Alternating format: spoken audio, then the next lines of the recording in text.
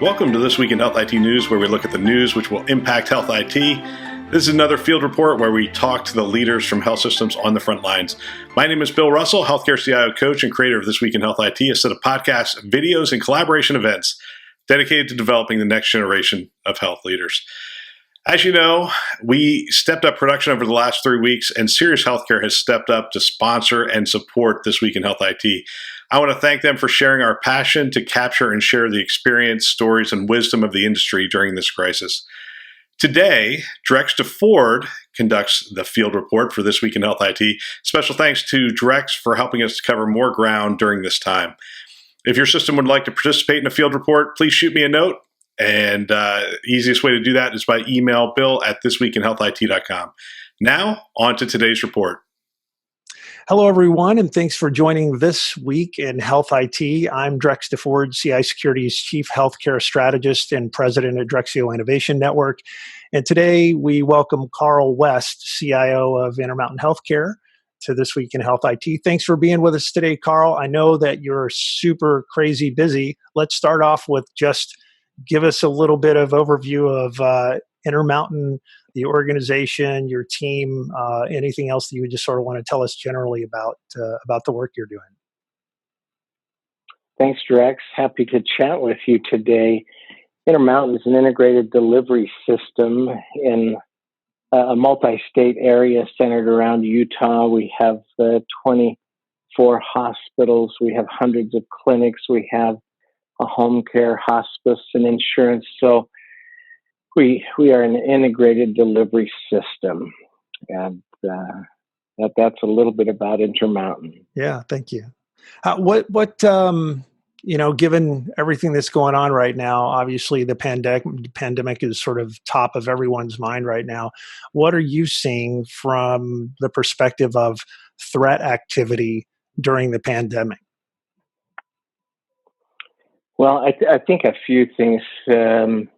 Significant increases in phishing attacks and social engineering that are focused just on phishing and malware, and as well focused on COVID and government stimulus topics and things like that. We're also seeing zero-day attacks and known vulnerabilities, and then just in general, we're seeing a number of issues associated with the fact that healthcare has been built inside of a perimeter. And while most of us have moved to the cloud with our data, moving our caregivers outside of the perimeter is a new experience. And so we're seeing issues associated with that motion of our equipment and protection, and what kinds of capacities and issues, those are threats to us because it threatens availability and reliability, the ability to give predictive care in timely fashion when needed. And so those are things that are pretty significant. We're also seeing a lot of uptick in network scans, people looking, scanning, probing what's going on inside of our environment. So one of the things that I realized right when we first started, I asked you if you were going to be able to go on video with me, and you said no. Do you want to talk more about that? Oh, yeah, and you know what? Normally, under normal circumstance, I would, but there's such an amount of threat and risk around the different technologies that are out there that we're being very careful to use things that we've been able to get security controls around, and to make sure that's safe for managing healthcare and healthcare information. So there's some tools, there's a lot that are out there, and we're using quite a few. In fact, Right. We've got 6 or 8 products that we're offering inside Intermountain, but we just haven't been able to keep up with everything. And so we're blocking, preventing lots of things that we don't have PHI protections in place in some certain environments. Got it. Got it. Yep, that totally makes sense. Given, the amount of activity that's happening right now, you talked about the incredible sort of ramp up for both telehealth, and I'm sure you're like everyone else. You've sent a bunch of people home to work from home. How have you been able to sort of figure out the balance there between supporting the mission and maintaining security? I know that you have a great relationship with your CIO. I know you have an awesome relationship with your compliance folks. I've been to Intermountain and met with you and some of the team there. But it's always interesting to sort of think through or hear from somebody who does this, I think pretty well, how you wind up managing to sort of balance this world that you live in. I think right now, and at all times, cybersecurity has to be a partner with the business. And I share with my team and all the leaders that we are about being an enabler and not a barrier. And in many instances, there are things that we have to score and assess risk. But the best way, I think, to facilitate all that's going on and staying integrated in the process is to not only deliver care, but to deliver it in the midst of a pandemic. It just means us being involved upfront with key leaders, understanding what they need to do, and then helping them in a process to find how to solve the problem with them, as opposed to becoming a barrier to them. Is it is a lot of the time, does it turn out to be offering options, not necessarily the thing that they've come to the table with, but something maybe as good or better, or at least nearly as good? I think I always encourage my team, Drex, to say, let's take a look at what they have found. Let's not try to bait and switch and tell them, why don't you try blue instead of the red that you like? Oftentimes there are reasons that caregivers have selected a particular product. But at the same time, I think it's incumbent upon us as a supporting member of the caregiving environment to come back and say, did you know that we have 2 of or 3 of this very same product? If someone is looking at another product for which we've already paid $1 million, I'd want my team to be able to point out and say, did you know we had this product? And we also have a contract that protects the information. Is it something that could work? And if not, then we try to understand that we don't make it our role to go out and to try to select the products. We try to support what gets selected and then try to advocate for the lowest appropriate cost for our members and our patients. And that lowest appropriate cost means we have to take some initiative to point out if there's duplicative solutions and can we not leverage. And we find that resonates in our environment. Part of our mission is about delivering best care at the lowest appropriate cost. And so as we can point out, here's an alternative. If it truly is an alternative, we find our caregivers willing to participate, have the conversation with us about other technologies that may solve a problem. It's amazing the amount of this drill that turns out to be listening, right? Listening to the requester, listening to the patients, listening to the rest of the department about things that are available. It's not. I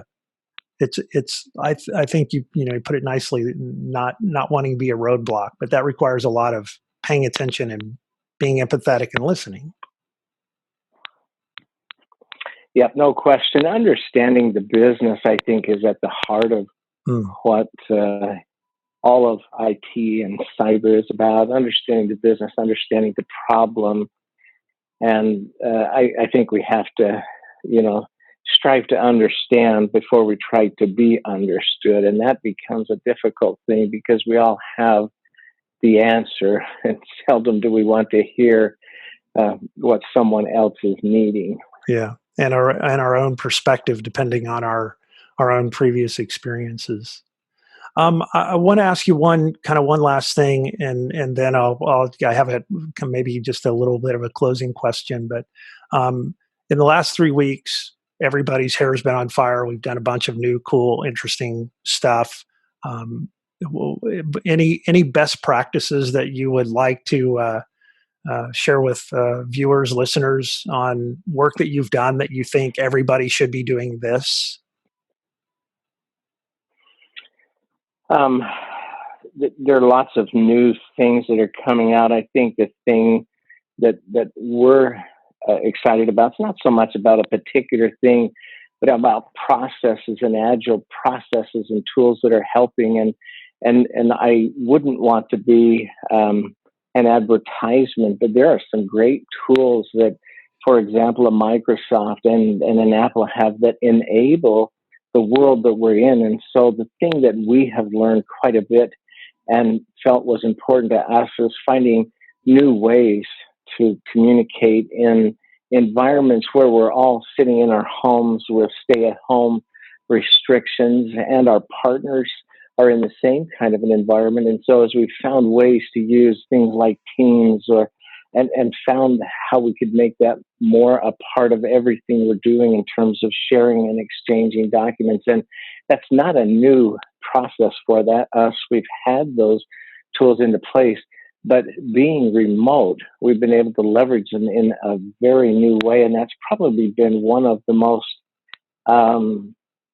powerful experiences for us in this environment, and caused us all to think we'll be a little bit better when we go back into an environment where we're sitting in the same office, because of some things we've learned about how better to share, to communicate, to exchange with some different tools and processes. So that's something I'd encourage people. Take a look right now while we're having these opportunities to be sequestered, and look at the technologies that are out there that make this and facilitate this type of a learning environment.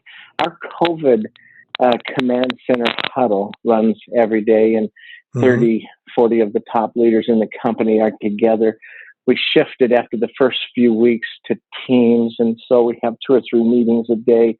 We're using Teams. We're using all the features of tools and processes that are there that make it a much richer experience. And my own teams, in their huddles, in their daily meetings, they're starting to leverage different types of technology to be able to share and exchange information quicker, faster, in an environment where we're not able to do drive-bys, walk up to a cubicle, go into an office. Yeah. These are things that have really made a difference for us, Drex. Yeah, I mean, I love it. Somebody said, never waste a good crisis. And it sounds like you guys are taking every possible advantage to not only do the right thing in the heat of the moment, but to prepare yourselves to land well once this all settles down. You'll have learned a lot of lessons you can repurpose for the rest of the care delivery process. Yep. I think, Drex, one other thing I'd add is, and it occurs to me and to my team because of our roles, bad actors who are also sequestered at home are finding more time to work on their wear and their tools. And so I think my advice, we need to be more vigilant. Right now, I know there are some relaxations that have come down in terms of privacy and security, but I think we have to be, even in that relaxed environment, we have to be more vigilant than ever. We've got to be very careful about the threats that are, and those actors who are having more time to prey upon us. Hey, we're out of time, and I know that you're super crazy busy. I really appreciate you being on with us, Karl West from Intermountain. And any final words before we break?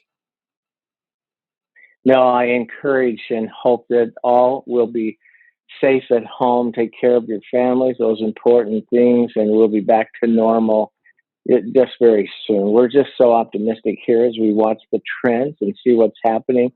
We think it'll be a quicker return than many have forecast. So stay safe and healthy. Thank you, Karl. We'll talk to you soon. Thanks, Drex.